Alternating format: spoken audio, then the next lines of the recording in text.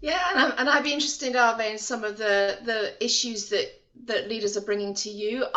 My leaders that I'm working with over in the UK and potentially Western Europe are definitely hybrid working, how to lead and manage when there's variety in whether people are in office, out of office, around the place, and that seems to be very uncertain still. That's definitely one. How do we bring and nurture talent when actually they're not around? The wise people, the people that have had that culture, they're not there. They may be on a phone call, they're not sitting in a lunchroom or sitting in a pub after work discussing it. How do you create the culture when there's this level of variety going on? And it's not an insurmountable issue, but it's something that lots of leaders haven't had to manage before.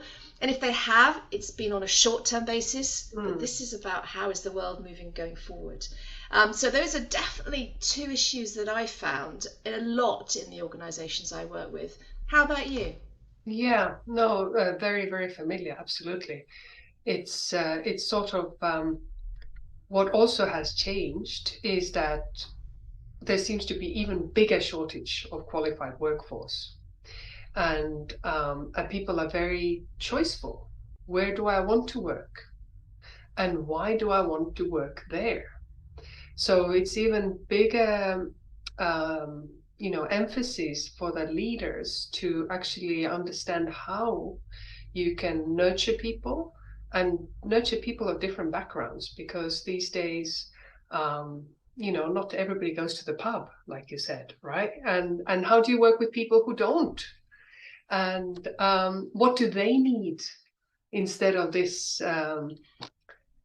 you know, being all happy together and feeling we're doing something together? How do you engage the people who don't do the things that you do? And that's one of the things that we really need to address in this course that we have put together, is how to engage people different than you, and how to not just engage, but lead them and motivate them, and make them part of the organization and the strategy.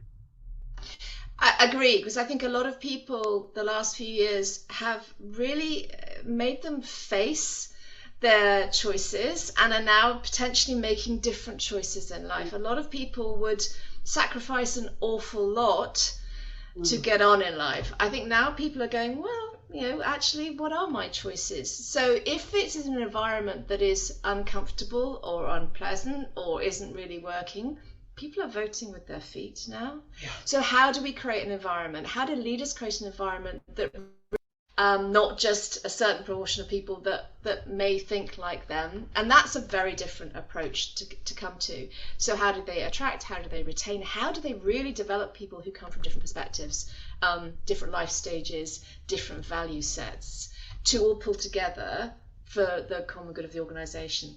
I think that's really an interesting space.